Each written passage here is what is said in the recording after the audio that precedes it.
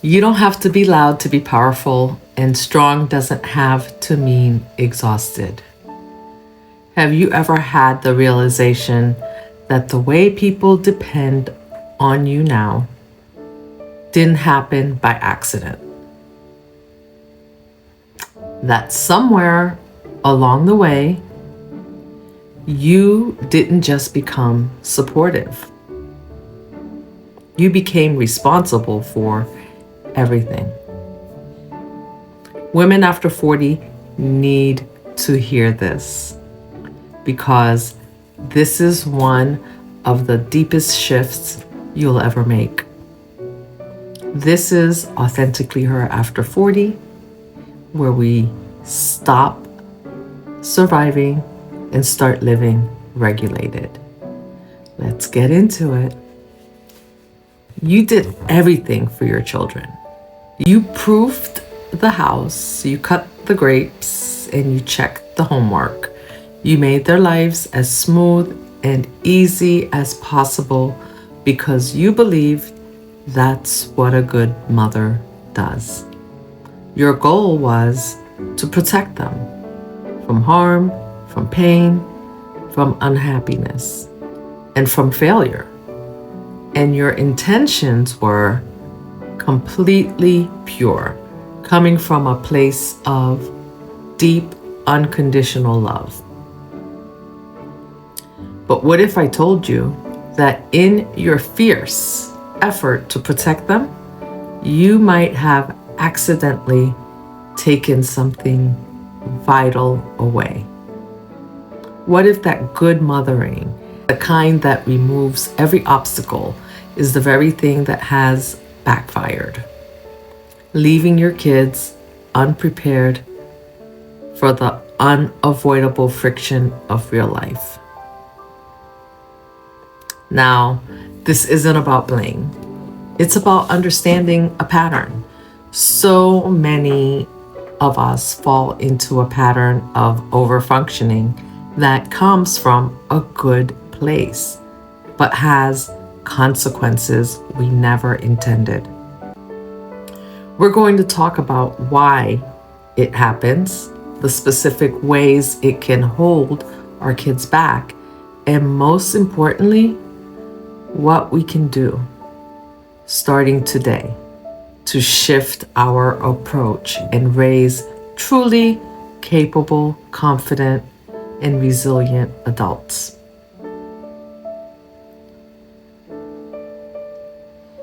Think about it like this. To build physical muscle, you need resistance. You need to lift heavy things, to push against a force that challenges you. Without that resistance, muscles stay weak, untested, and unready for any real demands. Emotional resilience is exactly the same. It's an emotional muscle. For it to develop, it needs to be exercised. It needs to grapple with disappointment, navigate challenges, and solve problems on its own. When we as mothers rush in to smooth over every bump, fix every problem, and absorb every negative feeling, we are essentially removing all the emotional weights. We're creating a frictionless environment where that emotional muscle has no reason to grow. This pattern is often called overfunctioning. It's where one person, usually the mother, takes on more than her fair share of responsibility, not just for tasks, but for the emotional well-being of the whole family. You become the manager, the fixer, and the advanced team, and the emotional regulator, all in one. It's exhausting for you, and counterintuitively, it weakens your child. So what does this good mothering that backfires actually look like? Let's talk about that. It's not neglect, it's the opposite. It's an excess of involvement driven by love and, let's be honest, our own anxiety. This pattern is sometimes called helicopter parenting, where we hover closely, or even snowplow parenting, where we clear every single obstacle out of our child's path. It looks like calling the teacher about a disappointing grade instead of letting your child figure out how to talk to the teacher themselves. It's rushing the forgotten lunch or homework to school, preventing them from feeling the natural sting of their own forgetfulness. It's trying to mediate every friendship squabble, solving the problem for them instead of coaching them on how they can resolve it themselves. It's doing things for them that they are perfectly capable of doing just because it's faster, easier, or you think you can do it better. This urge to control and shield them often comes from a deep-seated fear. We're afraid they'll get hurt, feel rejected, or fail. But in trying to engineer a perfect, painless childhood, we prevent them from developing the very skills they need for an imperfect world. We send a quiet, unintentional message. You aren't capable of handling this on your own. And after a while, they start to believe it. When this emotional muscle isn't developed, we start to see predictable problems as our children grow. These are the backfires of our well-intentioned efforts. First, it erodes their resilience. Resilience is the ability to bounce back from a setback. It isn't about avoiding failure, but learning you can survive it. When kids are shielded from all disappointment, their first real encounter with failure, not making the team, failing a test, or facing conflict at their first job, can feel like a catastrophe. They haven't had to practice falling down and getting back up. They can crumble at the first sign of a real hardship because they've never been allowed to experience it in small, manageable doses. Second, it fuels their anxiety. Overprotective parenting has been consistently linked to higher rates of anxiety in children and young adults. When a parent constantly manages the environment, the child learns to connect safety with control and predictability. That's not real life. The unknown becomes terrifying. New situations or unexpected challenges can trigger major anxiety because they haven't learned to trust their own ability to handle the unpredictable.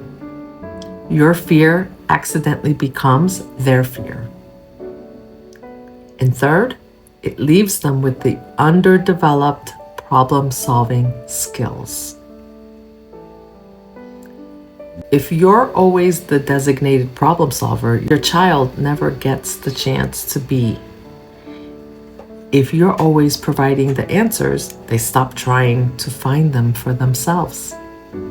This creates a state of dependency where they look to others, a boss, a partner, or you, to fix things for them. They lack the confidence to think through a tough situation and make a decision on their own. Research shows this can lead to learned helplessness, a state where a person feels so powerless that they just give up. Fourth, it can create a quiet sense of entitlement. This one can be tough to hear, but when life is made artificially easy, it can create an expectation that things should be easy. Children may grow to believe that they shouldn't have to struggle, that someone should always be there to smooth the way. This isn't because they are bad kids. It's a logical outcome of their experience. If obstacles are always removed for you, you learn that you aren't the kind of person who has to deal with obstacles. This can cause major challenges in college, work, and relationships where the world doesn't cater to their needs. Who knew?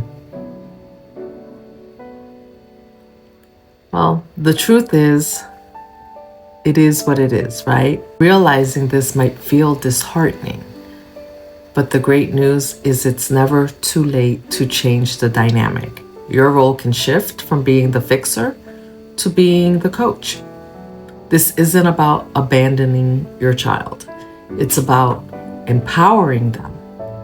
Here are 3 powerful strategies to start building their emotional muscle. And no one says it's going to be easy, but you can do it. Strategy 1, allow for productive struggle. Productive struggle is that messy, uncomfortable space where real learning and growth happens. It's the moment your child is wrestling with a math problem, trying to build a tricky Lego set, right? Or figuring out what to say to a friend after an argument. Your instinct is to dive in and help. Resist that urge. This is where you practice tolerating your own discomfort with their struggle. Oh, there's that part too. When you step back, you give them the space to figure it out and you send the message. I believe you can do it. Strategy 2, ask questions, don't give answers. Instead of providing solutions, start asking good questions. When they come to you with a problem, try responding with, something like, wow, that sounds really tough. What are your first thoughts on what to do? Or you could ask, what's one small step you could take to start dealing with this? This shifts the responsibility back to them, and that's what you want to do. It turns them from a passive bystander into an active agent in their own life, and it shows them you see them as capable. And strategy 3, embrace natural consequences. A natural consequence is what happens as a direct result of an action without your intervention. If they don't study for a test and get a bad grade, that's a natural consequence. If they forget their soccer cleats, they might have to sit on the bench for a while. And that's okay. Your loving instinct is to prevent that pain and bringing in the soccer cleats, right? But allowing them to experience these small, low stakes consequences is one of the most powerful teachers of responsibility. It teaches them to connect their actions to outcomes far more effectively than any lecture could ever do. And this works for your adult child too. The truth is, the desire to create a beautiful, happy life for our children is the purest instinct of motherhood. But somewhere along the way, we've confused happy with easy. A truly fulfilling life isn't one that's free of challenges. It's one where we feel capable of meeting them. Shifting away from overfunctioning isn't easy. You're going to feel guilt. It requires you to manage your own anxiety and consciously choose to step back. It means letting go of the control you thought was keeping them safe. But in doing so, you are not letting go of your child. You're letting go of a role that was never meant to be yours forever. The role of the fixer. We have to allow them to fix their own life. And by stepping back, you are giving them the greatest gift of all. The space to discover their own strength, the confidence to navigate their own lives, and the resilience to get back up every single time they fall. You're not abandoning them. You're finally giving them the room to become the strong, capable, and incredible adults you always knew they could be. If this conversation resonated with you, please subscribe and share this with another mom who might need to hear it. This journey of raising independent kids is one we are all on together, and we can support each other along the way. You don't have to explain your evolution. You just have to live it. Subscribe. We're building regulated strength here. Strong doesn't mean exhausted, and regulated doesn't mean passive. This is life after survival. I'll see you in the next one.